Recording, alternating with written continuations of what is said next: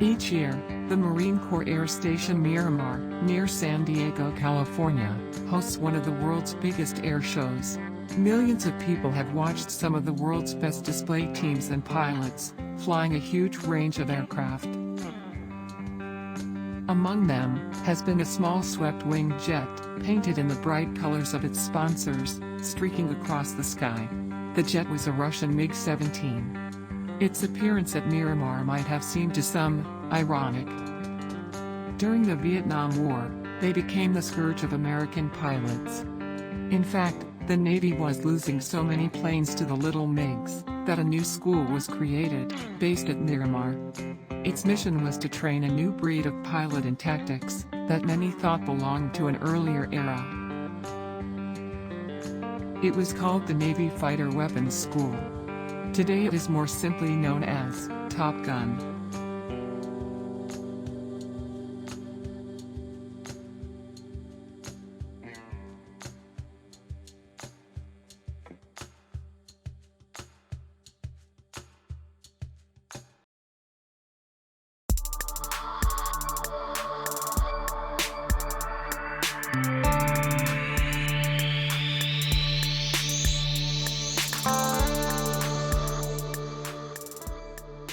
The story of Top Gun begins in the years after the end of the Second World War. The world was divided between Western liberal democracies and countries dominated by communist ideologies. Both sides had nuclear arsenals and large fleets of bombers to deliver them.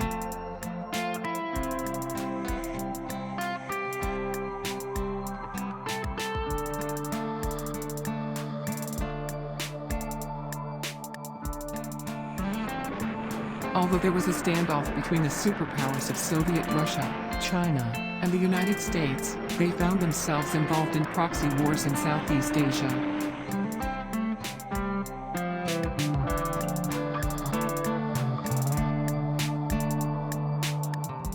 On July 27, 1953, the war on the Korean Peninsula ended with an uneasy armistice. It was one of the most bloody conflicts of modern times. The war in the air had begun with once powerful aircraft of World War II vintage like the P-51 Mustang. But the days of powerful propeller-driven aircraft were over. The jet was the new master of the skies.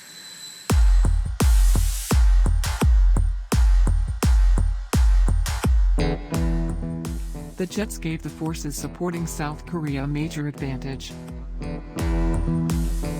By controlling the skies, the bombers could do their work with impunity.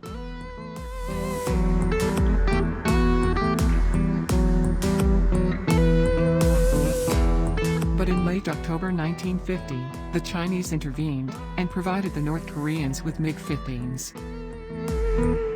The MiG-15 was small and maneuverable, and was one of the most advanced jet fighters of the day. The tables were turned. Bombers now had to fly at night, making their attacks less accurate. But the MiG's ascendancy was short-lived.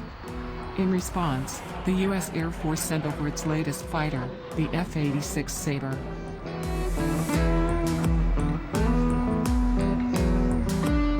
Although heavily outnumbered, the Sabres came to dominate the skies over Korea. The United States Air Force claimed that the success ratio was as high as 10 MiGs lost for every Sabre. It seemed American pilots were the new masters of air-to-air combat. But change was in the air.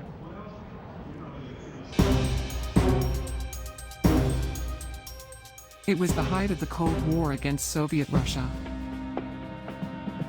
Further up the chain of command, there was a belief that stopping Soviet bombers was the priority. A new airplane was drawn up. It was designed to fire missiles at planes that were so far away that the pilot couldn't even see the target. help him, a second crew was added to operate the radar and weapons. The Navy called them Radar Intercept Officers, or RIOs. On the 3rd of July 1959, a ceremony was held at the McDonnell Douglas plant in St. Louis, to name the Navy's new plane. It was called the F-4 Phantom. Its performance was so good, that both the Air Force and Marines also ordered versions. By the mid-60s, the Phantom had become their major fighter.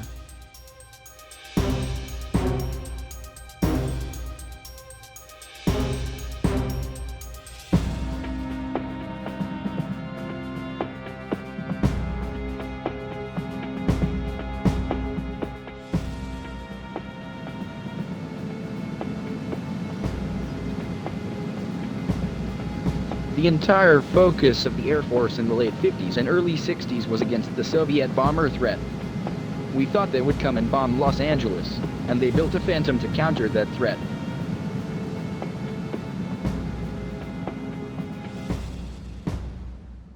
You can't really anticipate what it's going to be like until you've done it. I mean, the power and yet the responsiveness is very, very light on the controls. I mean, you just think, go there, and you're there. April 1965. Many Americans might not have heard of the Gulf of Tonkin, but a clash off the coast of Vietnam saw America drawn into a civil war in its fight against the spread of communism.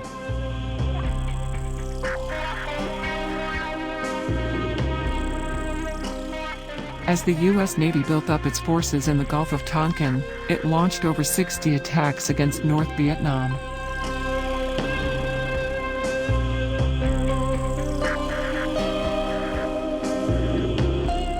In response, the North Vietnamese moved their MiGs south of Hanoi. Their task was to attack the bombers and force them to drop their bombs before they reached their targets. Under rules of engagement, the Americans were forbidden to attack their airfields. If they wanted to keep their air superiority, the Americans had to engage the MiGs in air combat.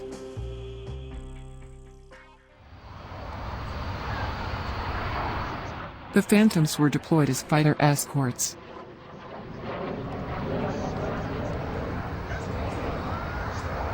The Americans did not consider these small MiGs a match for their more modern fighters.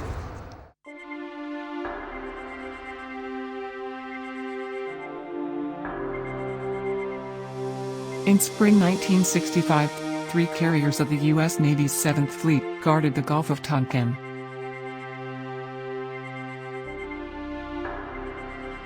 It had 200 aircraft at its disposal. The North Vietnamese had between 30 and 40 fighters. Most of these were MiG-17s. The MiG-17 was a development of the very successful MiG-15. Although many American pilots considered it an outdated design, it had great maneuverability, especially at low altitudes. It showed that it could defeat all of the more modern American planes.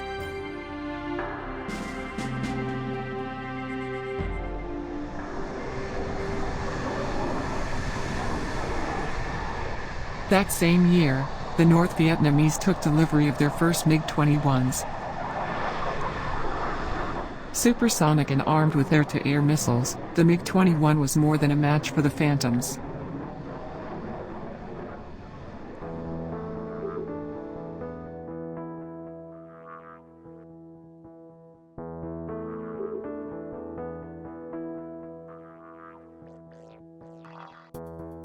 During the first week of March 1965, America widened its involvement in Vietnam, with a series of airstrikes against North Vietnamese targets. It was codenamed Operation Rolling Thunder, and ran until October 1968.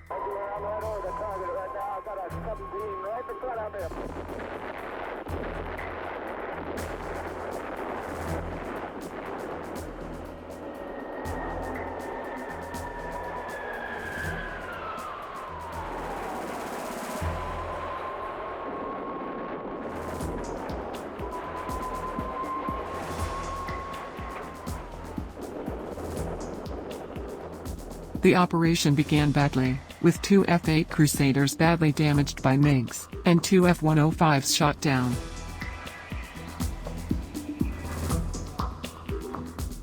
The following month, 4 U.S. Navy Phantoms encountered MiGs for the first time.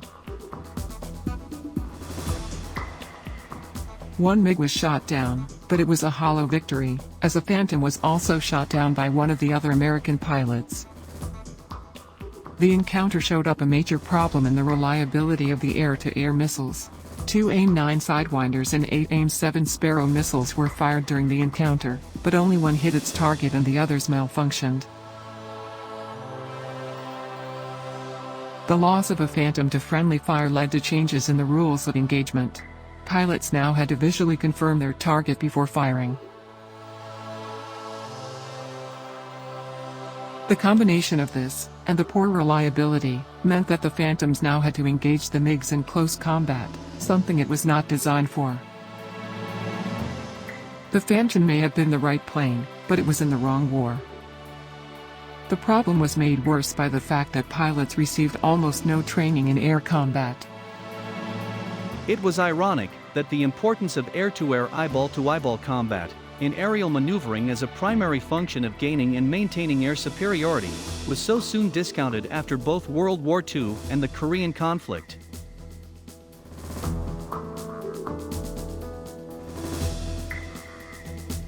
You had to close with him, you had to identify him, had to learn how to dogfight, something that every pilot has had to do since World War I. We hadn't been trained to do that.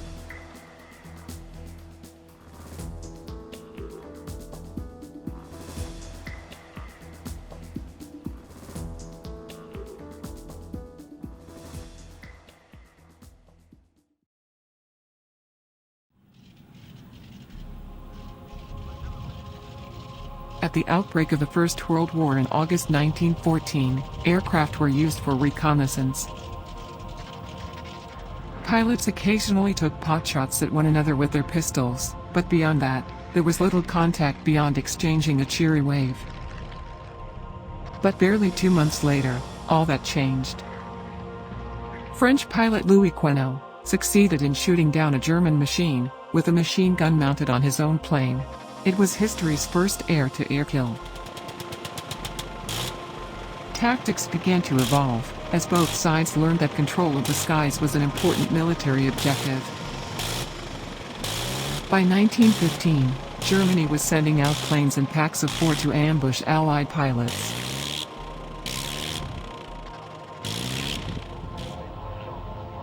In response, Britain's Royal Flying Corps issued orders that reconnaissance aircraft were to be escorted by 3 fighters at all times. It was the dawn of the dogfight. A new breed of hero was born in the skies over the Western Front, the fighter ace. Their lives were short, but they were celebrated as heroes. As the tactics of air combat evolved, German ace, Oswald Boelcke, wrote the world's first manual on air combat. The principles he outlined still ring true. Secure all possible advantage before attacking. If you initiate an attack, follow it through. Fire only at close range. Keep your eye on your opponent. Attack your opponent from behind. If your opponent dives to attack you, turn to meet him. Always remember your line of retreat. Fight in groups of 4 to 6 and avoid several aircraft attacking the same target. Ironically, Boelcke met his fate after colliding with another German plane, as they both attacked the same target. He died ignoring his own advice. Within a generation, the fighter made a quantum leap forward as engines became more reliable and powerful.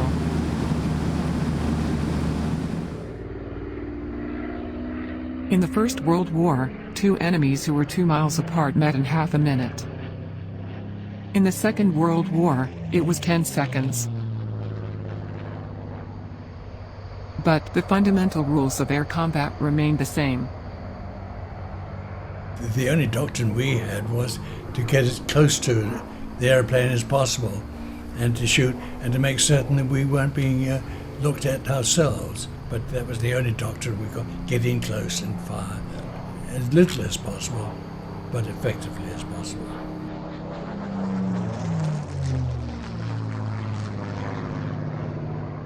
height is essential. Don't hang around in the skies, congratulating yourself and so on. Never fly straight and level in the combat area. Get in, hit the bombers hard, and get out again. Don't hang around. And keep your eyes open all the time. That's about the basics of the thing. And if you did that, then you stood a better chance of getting away with it. I think a lot of chaps did just simply, having attacked, thought, well, that's it, let's go home, and they didn't make it.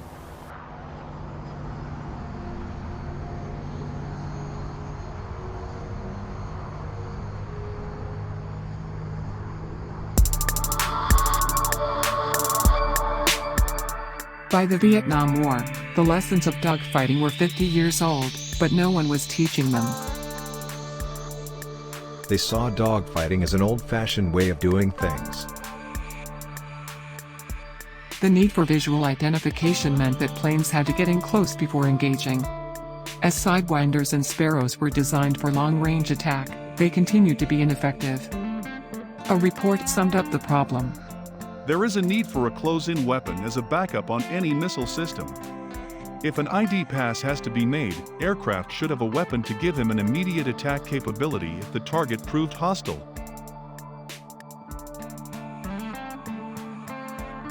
Many pilots wanted a new missile for short-range combat. Others campaigned for a gun, even though there were concerns that this would tempt some pilots into dangerous situations. You had made a mistake if you got into a dogfight as such. If you got into a turning battle, because the MiG-17 could outturn you. If you could get the MiG-21 down low and make him start turning, then he would run out of energy quickly. He bled off, bled off his energy, and you could fight him down low, but don't try that up high. The Air Force responded by fitting a cannon in a pod underneath the fuselage. With no gun sight, it was wildly inaccurate. The Navy continued to rely on its missiles. Pilots' complaints about the Phantom's poor maneuverability continued to mount, as did the casualties. The Phantom was unable to cope with the tight turning, subsonic speeds of air combat over Vietnam. We were fighting the wrong war, with the wrong training and the wrong equipment.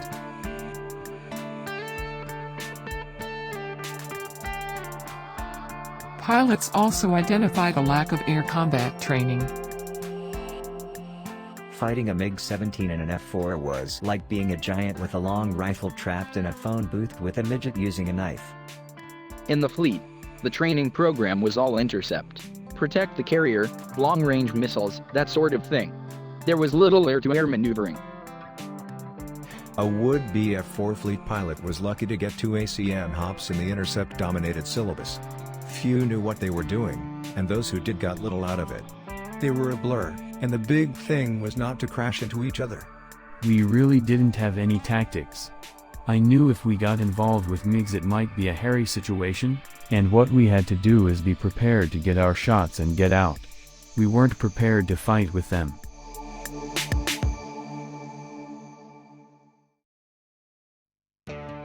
The Navy had not completely abandoned training in air combat maneuvers.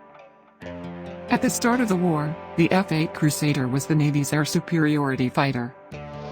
It was highly maneuverable and carried guns. But the stress of air combat on aging airframes was taking its toll. As the Crusaders were retired, air superiority was added to the Phantom cruise roles. But the Phantom also had a major flaw. In certain tight turning angles, the loss of speed meant that the pilot could lose control of his plane, sometimes fatally. To avoid accidents, dangerous maneuvers were removed from training. What little air combat training new Phantom pilots got was of little value, as they only flew against similar aircraft.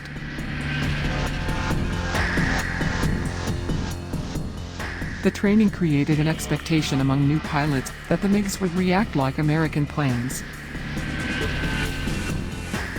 These pilots did not discover the errors of their assumptions until their lives were at stake in battle in the skies over Vietnam.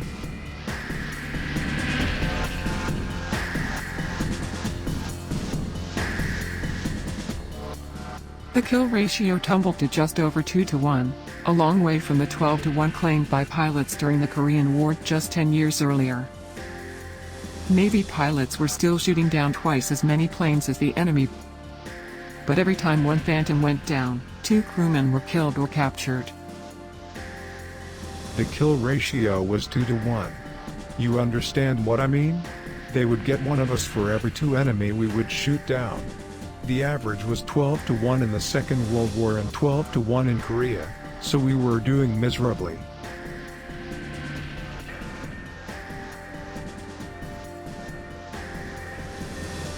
In late 1967, Phantoms launched 55 Sparrows without a single hit. Worse, the Phantom's smoky engines made it easy to spot. It was clear that there were 2 major problems for the Navy pilots. Firstly, why were the missiles so unreliable? And secondly, if the tactics used by the Phantom pilots were not suitable for dogfighting, how could their training be improved?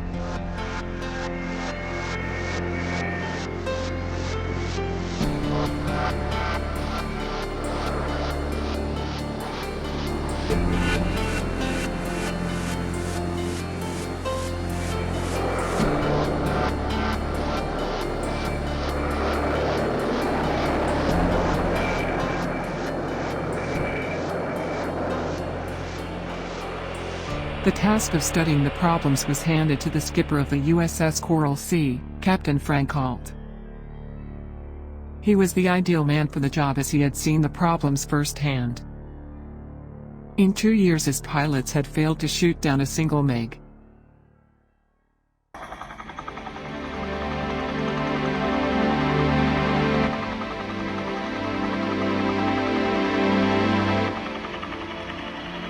Early in 1968, the fighting intensified as North Vietnam launched its Tet Offensive.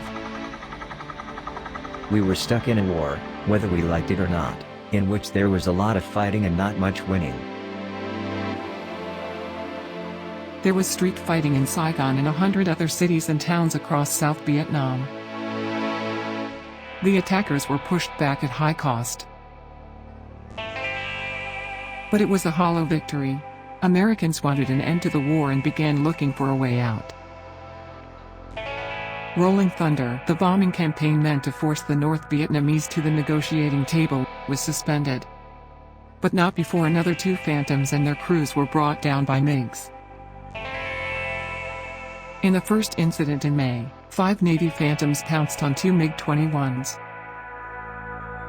In the dogfight that followed, the Phantoms fired 3 missiles to no effect. But a MiG shot down a Phantom. A month later, another Phantom was shot down. 1 crew was killed, the other taken prisoner. Frank Ault realized that his review needed to look at all aspects of the weapon system. Its design, delivery, maintenance and crucially, how the weapon was used in combat. It took just 3 months for Ault and his team to come up with over 100 recommendations. One of the more startling findings was how the missiles were handled. Landing a plane on an aircraft carrier deck is brutal on an aircraft and complex systems like the missiles. Yet, they were being manhandled as if they were old-fashioned iron bombs. They found out that Sparrows and Sidewinders were put on aircraft and do 25 to 40 landings at a time before they were taken off the airplane and even taken down to the shop to analyze. And 2 or 3 landings is enough to jog the gyro and the electronics of the Sparrows and Sidewinders to negate its capability of firing. Even if the missiles were not duds, Ault found that many crews failed to even arm their missiles due to the many switches needed to arm and fire them. The report described the pilots fighting in a heads-up environment with heads-down cockpit displays. A process not suited for tight-turning dogfighting in which opportunities relied on split-second decision-making. The report also noted that missiles were being launched outside of their operational limits. But the most far-reaching of Ault's recommendations was the need to establish an advanced fighter weapons school, with a corps of instructors, to revive the lost art of air combat maneuvering or dogfighting. Frank Ault delivered his hard-hitting report in January 1969. Its recommendations were hard to deny. Top Gun was born.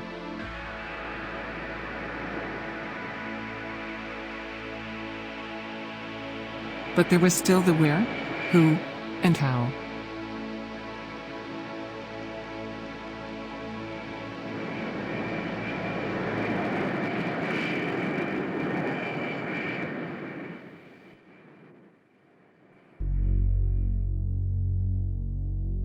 Captain Ault had already identified the location. Navy Air Station Miramar, or Fighter Town, as they liked to call it back then, was already home to the Replacement Air Group, which was the training squadron for the Pacific Fleet. The unit's commander, Lieutenant Commander Dan Pedersen, was given the task of setting up the new school. Fellow named Sam Leeds was a contemporary of mine in the squadron, came to me and said, "I've got something to show you," and he gave me the Ault report. And I read it, and he said, "How would you like to take charge and put together the graduate school that's defined in here?" They say do it as quickly as you can. The war is going on, you know, you're dealing in human life there. We knew we were all going to go again. We knew what the problem was. Dan Pedersen faced an uphill challenge. He had a limited budget and no building to run a new school from. And they gave him just 60 days to get the whole thing up and running. But he wasn't about to give up. I was able to provide assets and cut through red tape, and acquire things as we needed them. And I used to like to say things like they were, and so they had to defend me occasionally. But all in all, we had to steal whatever we had.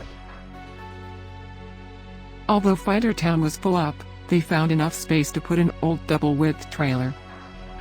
Our friends and rivals at Miramar who flew the older F-8 Crusader, called themselves the last of the gunfighters. Soon, we started calling the school Top Gun. Meanwhile, Dan Pedersen used his contacts to handpick 9 pilots and RIOs to be the school's first instructors. Each one was expected to have exceptional technical knowledge in one specific area, be it 1-versus-1 maneuvering or the intricacies of radar-guided missiles. Where necessary, they too received specialized training. They were, after all, teaching aviators who would be taking the lessons into combat.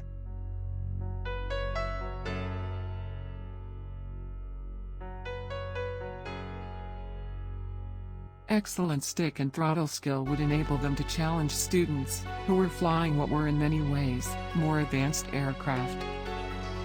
It also reinforced Top Gun's philosophy that a skilled and well-trained aircrew could overcome any disadvantages in aircraft and weapons.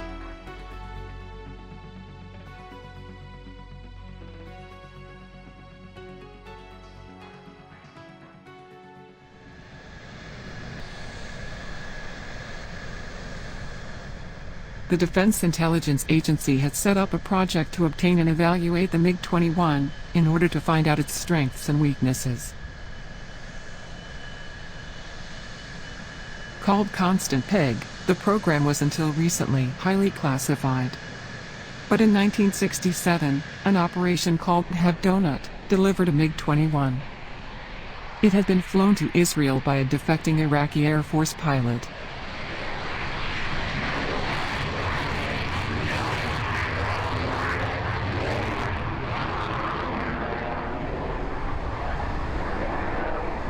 The Israelis had been trying to upgrade its air force with Phantoms, but had been blocked. But the MiG-21 gave them a strong bargaining chip.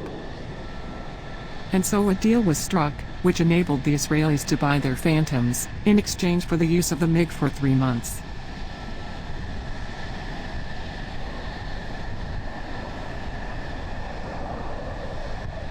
In January 1968, the MiG made its first flight from Groom Lake, Nevada, otherwise known as Area 51.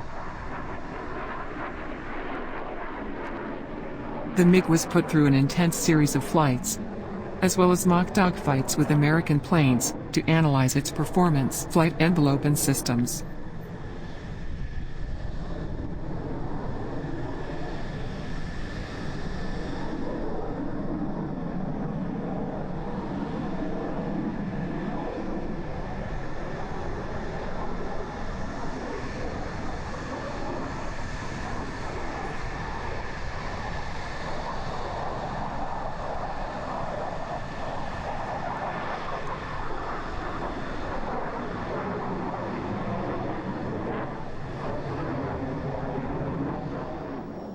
Within 4 months of the end of the program, the Americans struck gold a second time.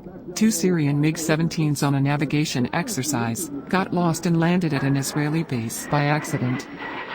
In Operation Half Thrill and Half Ferry, the MiG-17s were again delivered to Groom Lake for more exhaustive testing.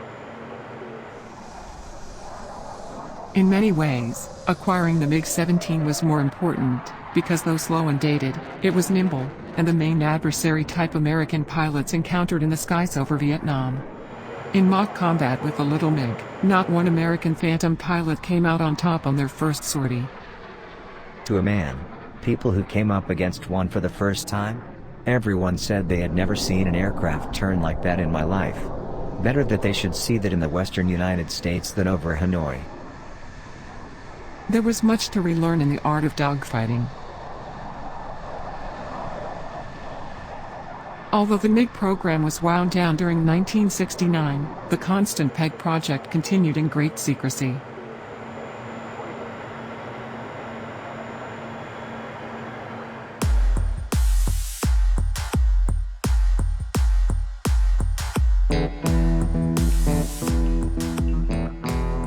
It was only in 1989 that a Pentagon official confirmed that in 1981, combat between 2 U.S. Navy F-14 Tomcats and 2 Libyan Sukhoi Su-17 fighters over the Gulf of Sidra, that the tactics used had been developed out of mock combat testing with Soviet fighters, flown by American pilots.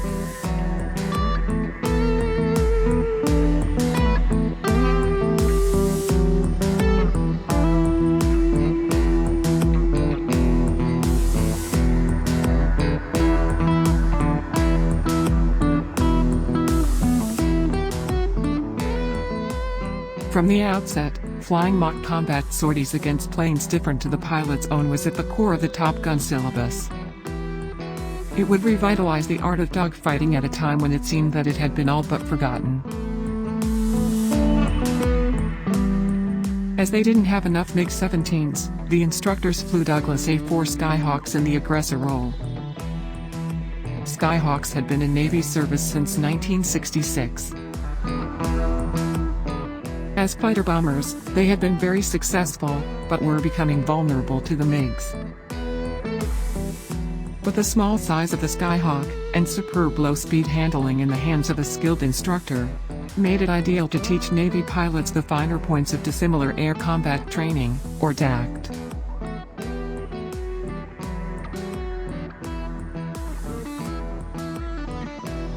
Skyhawks continued to play the aggressors at Top Gun right up until the 1990s.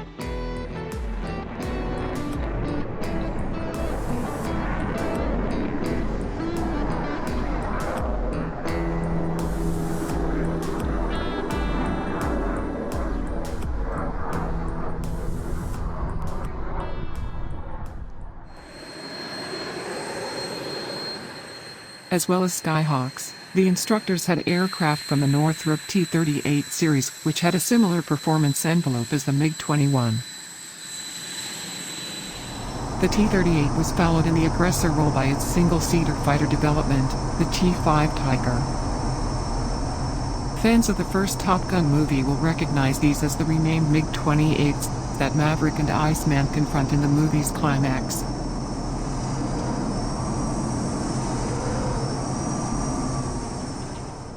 In the skies over Nevada, the mock combat showed that although the MiGs were more maneuverable, they also had shortcomings of their own. The most significant was that the MiG pilot couldn't see what was under his nose due to the size of the jet intake. The The MiG-21 pilots were also disadvantaged by poor rearward visibility. The instructors also devised a new maneuver, designed to exploit the Phantom's prodigious rate of climb. Phantoms had great power, so we could outfly the MiGs in terms of speed.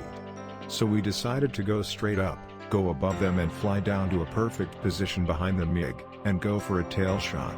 Then, with tactics like that, we were getting 24 of the enemies for every one of us. You're fighting ground is shaped like an egg. You go up in the vertical, you come back over, you get nose to tail. You just don't get slow with this MiG, you do it with what you got.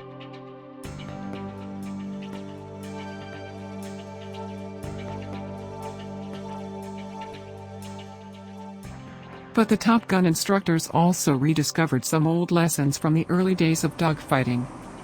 Fighting in pairs. The loose-deuce formation, as we call it, two airplanes flying side by side. You can maneuver out of the formation in place or you can cross-turn. A lot of things you can do.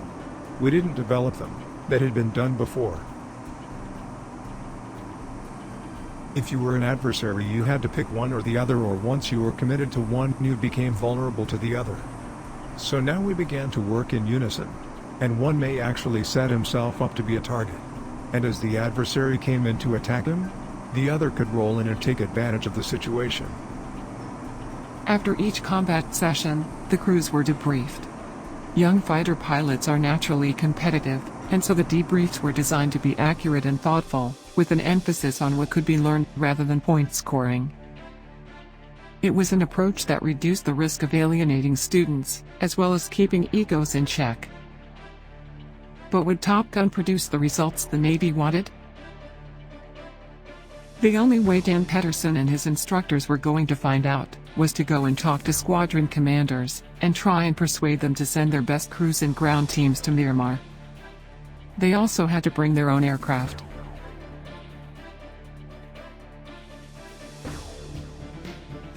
Some commanders considered it too much of a burden to lose their best crews when they were working up for deployment to Vietnam. Others considered it unnecessary. It was down to Dan Pedersen and his instructors to prove them wrong. In April 1969, after 4 weeks of intense training, 9 pilots graduated from the first class of Top Gun. Any aircrew would improve after 4 weeks of intense flying and training, but the whole point of Top Gun was to produce aviators that could pass on their knowledge back on their squadrons. But it would be some time before the Navy would find out if the methods taught by Top Gun worked. Talks in Paris aimed at ending the conflict in Vietnam dragged on with little sign of progress. But in early 1972, the stalemate was broken, as North Vietnamese forces invaded the South. In response, America resumed its air war against the North's supply lines and materials. Navy pilots were once again engaging MiGs. Before the bombing halt in 1968, the Navy's kill-to-loss ratio was just over 2 to 1, 1 aircraft and crew lost for every 2 enemy shot down.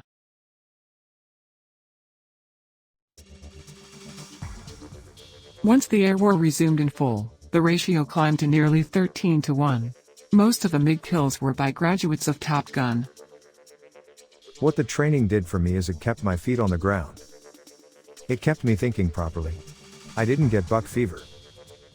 You know all the things that are going to happen to you before you get there. You got a whole bag of tricks. Although the Vietnam War ended in 1975, Top Gun kept refining its teaching, in the face of ever-changing weapons and new aircraft.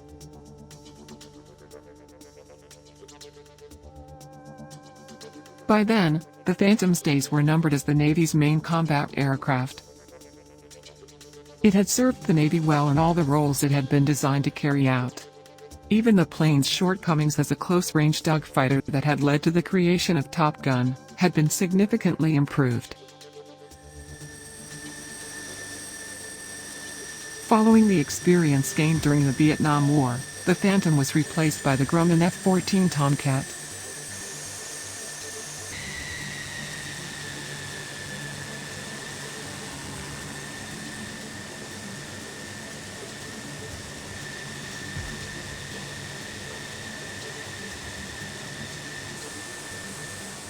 The first squadrons and Top Gun began receiving their Tomcats from 1974. Its most striking feature was its variable wing geometry. Fully swept back, the Tomcat could fly at twice the speed of sound and soar to 30,000 feet in 1 minute. With its wings forward, it could fly and maneuver at slow speeds, which was a vast improvement over the Phantom.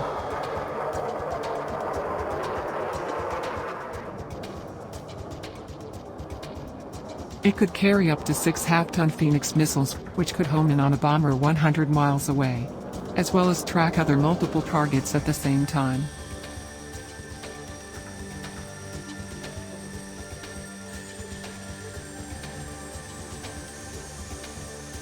The weapons systems had also been upgraded in the cockpit, given a more logical layout. The Rio could now spend less time looking down at switches spread almost randomly around the cockpit. It even had a gun.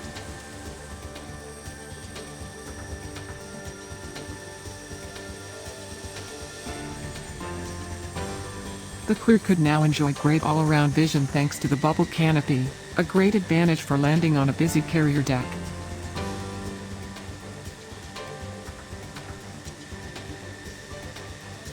But for all its strengths, the Tomcat came with its own problems. Firstly, its size was enormous for a fighter. Its wings and fuselage stretched to over 60 feet, and once the crew were aboard, they found themselves 20 feet off the ground. The F-14 was also the most expensive fighter of its time. But worse, it gained a reputation for poor engine reliability. When I got to NAS Miramar for training, I was surprised at 1. How big the jet was, and 2. How dirty many Tomcats were, with footprints, greasy smudges, and leaking fluids. First impressions? Large and complex. For the F-14 crews coming through Top Gun, there had been some changes. By the end of the war in Vietnam, Top Gun had proved its worth. In 1972, the Navy Fighter Weapons School, Top Gun, was formally commissioned as an entirely separate command.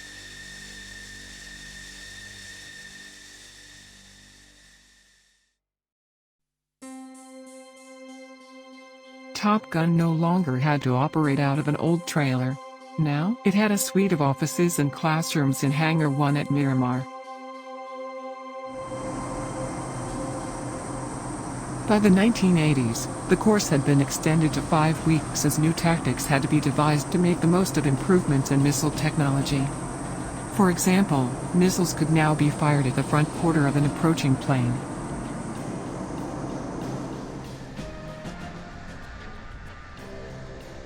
But a new aircraft, the MiG-23, was also becoming more numerous in Soviet and other air forces. It posed a new threat, needing new tactics in both defense and offense. Work on finding a replacement for the MiG-21 had begun during the 1960s. Although it was fast and agile, the MiG-21's capabilities were limited by its primitive radar, short range, and small weapons load. The MiG-23 had a new weapon system that enabled it to fight beyond visual range. Like the F-14, the MiG-23 had variable geometry wings, but it was poor at turning. However, it had great speed and could simply accelerate away and come back in at another angle. The aggressor squadrons were still operating the A-4 and F-5 to simulate the MiG-23, although the simulations of older threats like the MiG-17 were no longer required. We taught the guys that if you were defensive with a flogger right behind you, then you were automatically offensive, because even the worst pilot in the world would be able to deny him a shot. You would turn, and he would try and turn with you, but he would never be able to turn the same corner as you. At Top Gun, instructors flying as aggressors in dissimilar air combat training continued to fly the A-4s and F-5s, adapting their tactics to mirror those of the MiG-23. The Navy had expanded the number of adversary squadrons at bases around the country so that more tactical squadrons could benefit from the valuable training. Top Gun was the lead for adversary standardization, helping to ensure uniformly high quality throughout the fleet. By the 1990s, Top Gun was running 4 9-week courses a year.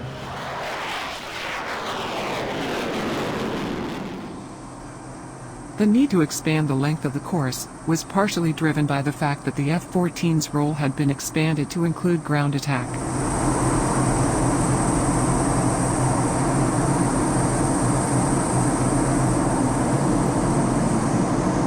Training for air-to-air combat remained at the core of Top Gun's training. In the 1980s, Top Gun's A-4s and F-5s were very good simulators of threat aircraft that were built in the 1960s and 70s. But they were simply inadequate to simulate threats from the emerging fourth generation of jets, like the MiG-29.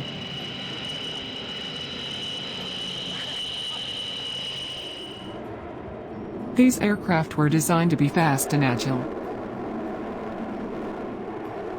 Innovations such as fly-by-wire and thrust vectoring made these planes extraordinarily maneuverable. Dogfighting was back on the agenda.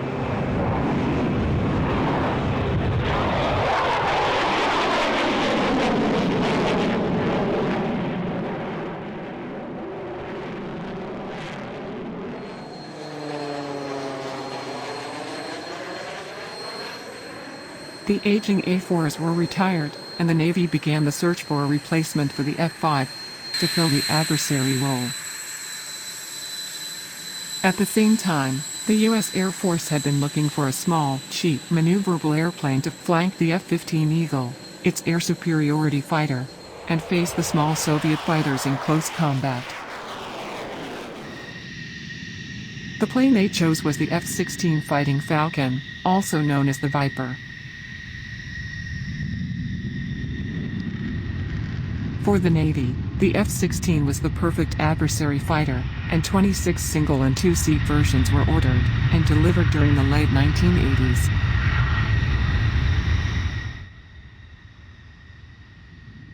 The Navy worked its F-16s hard. Top Gun instructors began flying alongside the students, as this gave them an even better picture of their performance. Against the Tomcat, the nimble Viper was a challenging adversary. Its airframe was designed to withstand up to 9 G, that's 9 times the force of gravity, and more than any other fighter aircraft. Even though the F-16 is a relatively aging aircraft, its usefulness in the adversary role has been kept up through a series of updates. It has also been very adaptable, so that it can carry different radar, sensors, electronic warfare pods and other technologies, depending on the profile it's adopting for a particular mission.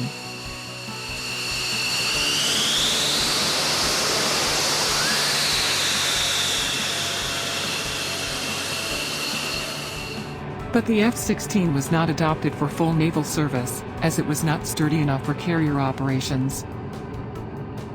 The Navy needed a small, light fighter, like the F-16, to complement the F-14.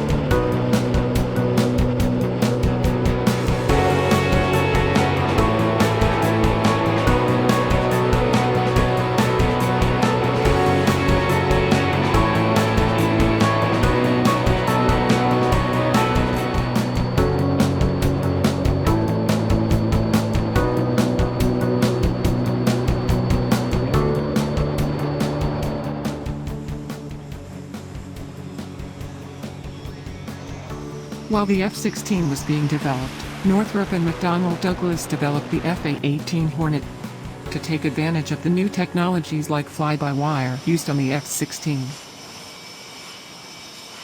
The result was a highly maneuverable plane, capable of flying a range of missions. It was also very reliable.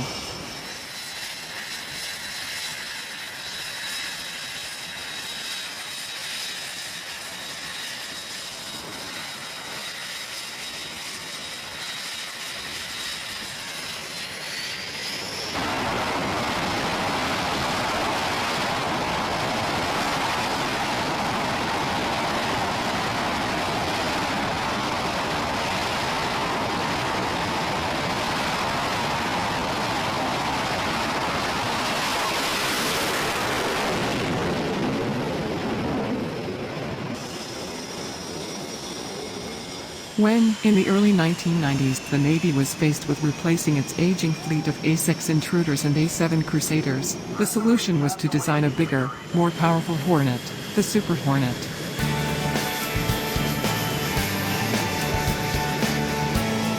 The Super Hornet entered Navy service in 1999, and gradually filled the roles of the A-6 and A-7 as well as the F-14.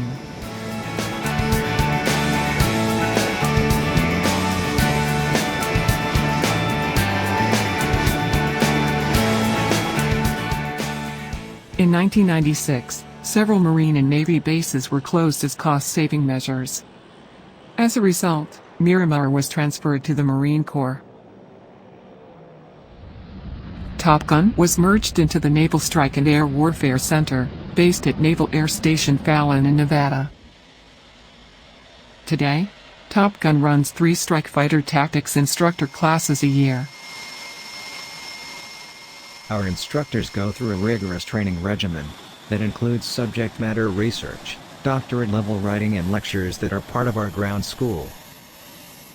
Our instructors also train in the aircraft, so that we are able to bring in graduate-level students, and still challenge them, taking their training to the next level.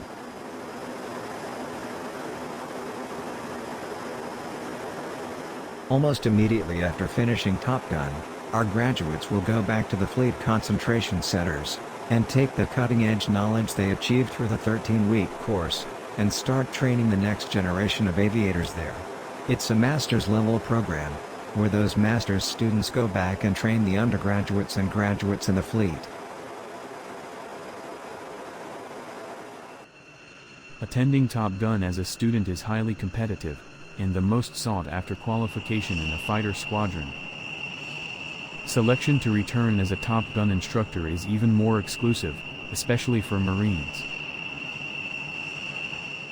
As a student, I convinced myself that I had to be flawless if I was going to become one of the 3 Marine Corps pilots on the staff. I thought what made the instructors exceptional was that they never made any mistakes.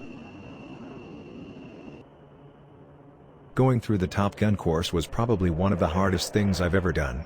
It was grueling. It was 13 weeks of pain, but everybody had the same goal, and they had the same determination and drive.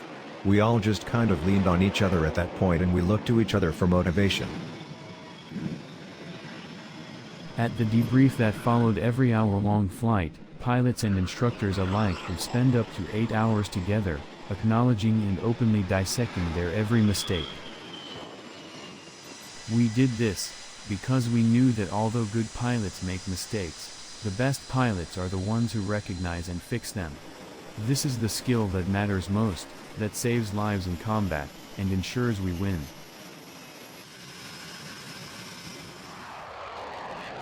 Some of the flying we do is a bit more risky, but being able to execute those tactics? That's an extremely fulfilling experience.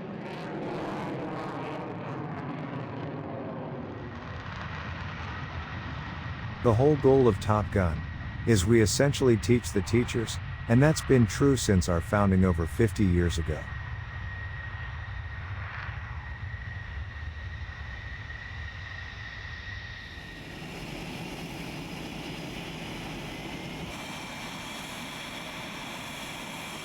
Most of the training has been focused on the FA-18 Hornet and Super Hornet. During each course, crews can expect 80 hours of lectures and flight 25 sorties. Our mission is to train the best fighter aircrews we could possibly train. Prepare them to the utmost of our abilities so that they can win in combat. We want to push them to the limit as much as we can. We do here on a day-to-day basis what every fighter pilot in the world wants to do, and that's to go out and fight airplanes. But a new type of aircraft has meant that the syllabus has had to be significantly revised.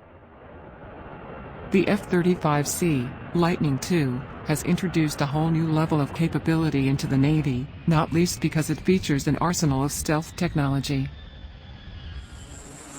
The Navy has also been working for several years to develop the curriculum and instructors needed to integrate the carrier variant into the course, while gradually introducing its tactics into classes. Today, the first F-35C pilots to complete Top Gun are now taking their places in frontline squadrons.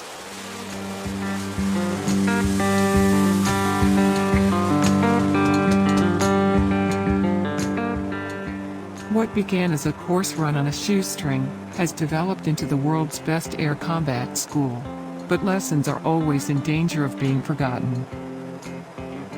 It's going to take innovative foresight, thinking and people who continue reminding us that when it comes down to war, airplanes sooner or later are going to look at airplanes in the air and they've got to shoot each other down.